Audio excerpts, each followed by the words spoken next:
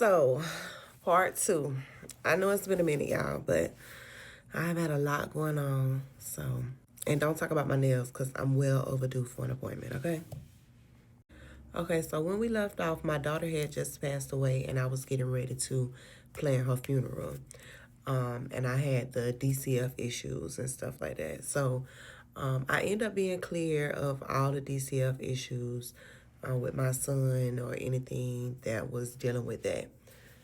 And when my daughter passed away, the homegirl that I'm talking about, she was in jail at the time. So she was not there for any of the planning of the funeral or the funeral. She ended up getting out maybe 2 weeks after my baby had passed away. And something that I always say is you never know who is going to be a blessing for you during your time of need. And when I tell you my homegirl that I'm talking about, her sister stepped up big time for me during this time. She stepped up big time, y'all.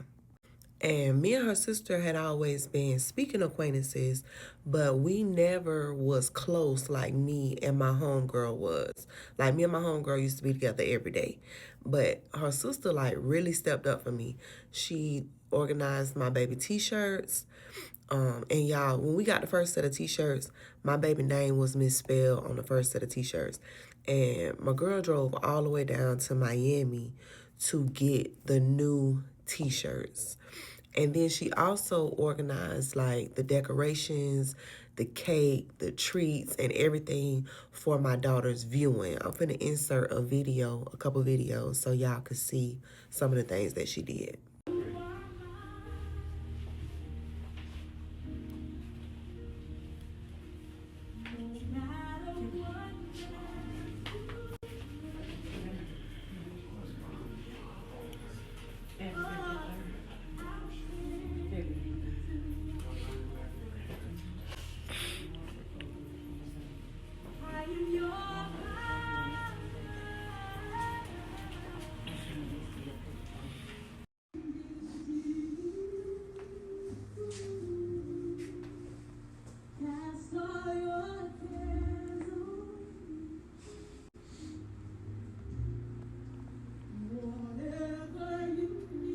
Okay, y'all, so fast forward after my daughter funeral, my homegirl get out of jail.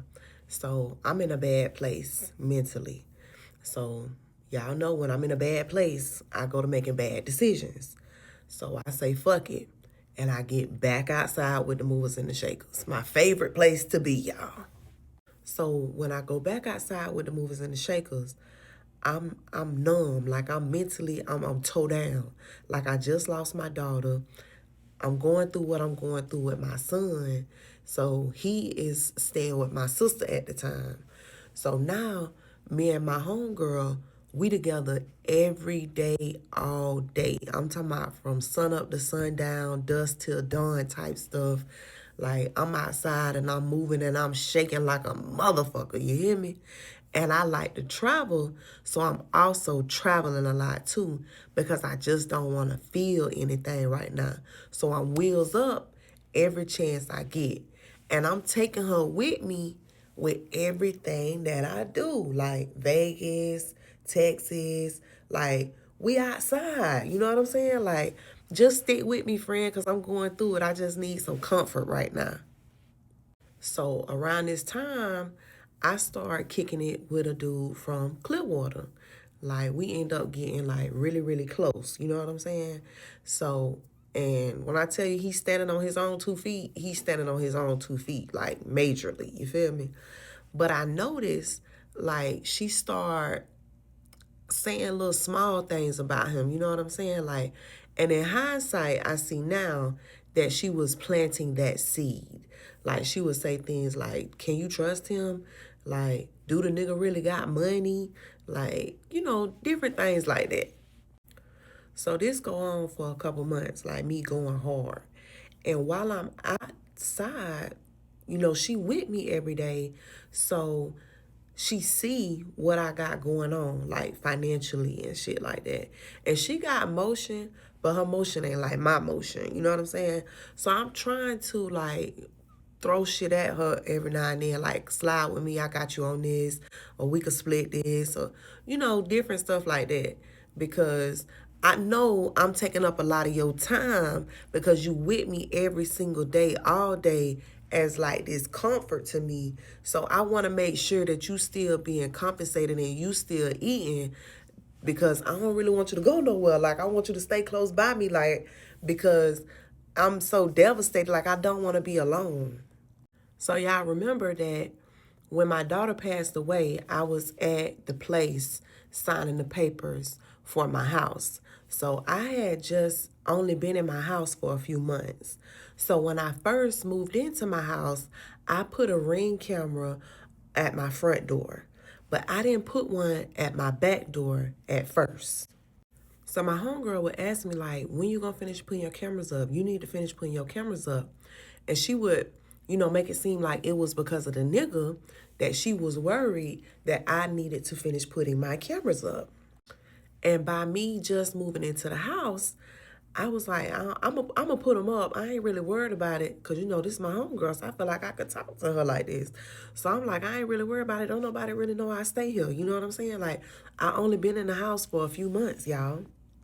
And I'm not worried about the dude doing something to me because he got way more money than I got. Like, he helping me eat. You know what I'm saying? So why would he want to take something from me? So I'm just like, I'm going to get to the cameras when I get to the cameras. So one day my cousin called me, and me and him just sitting on the phone talking and stuff like that. And I happened to say something about the cameras. So he said, you ain't put them cameras up yet? And I was like, nah, I ain't did it yet. So he was like, I'm finna come over there and I'm finna put the cameras up for you. So he came to my house and he put the cameras up. But I never told nobody that I had the cameras up. I just let him put them up and went on about my business. So I had recently met this girl, and me and her had been chopping it up, you know what I'm saying? Getting to know each other and shit like that.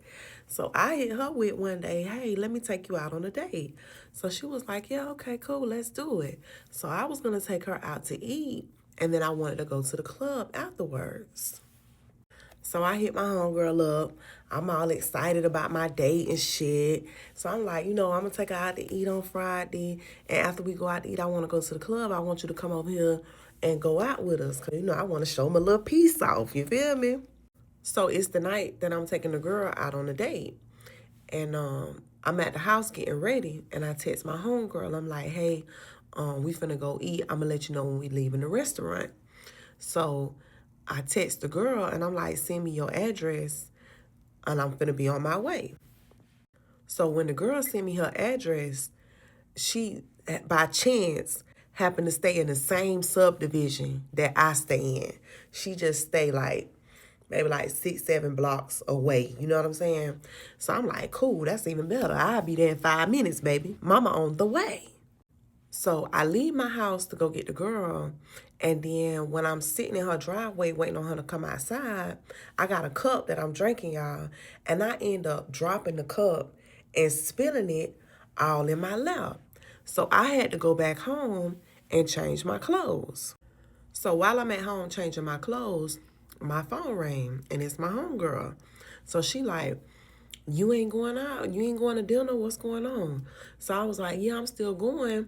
I spilled my drink on my clothes, so I had to come home and change my clothes. So I'm telling her, I'll let you know when I get to the restaurant. That way you could start getting ready. And by the time we leave the restaurant, you could be headed this way. So that's when she hit me with I ain't going to be able to make it, friend. I'm all the way over here down there in Haines City. My car tripping. So I'm going to let you know if I can make it. So I'm like, damn, I really wanted to show off my little piece, but okay, friend, let me know if you gonna slide. I go pick up the girl and we go out to eat. And then when we leave from out to eat, we go to the club. So I had a crystal ball type purse. So my phone would not fit down in my purse. So I got my phone in my hand and I get a notification from my phone that I got motion at my back door.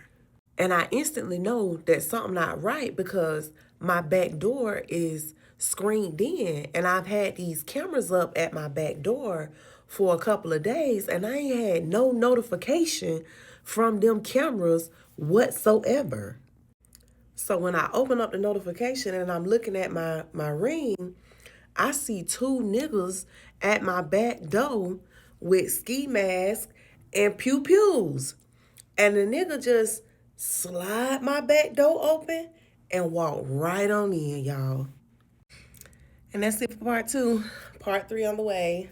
I promise it won't take long for the next part. I promise.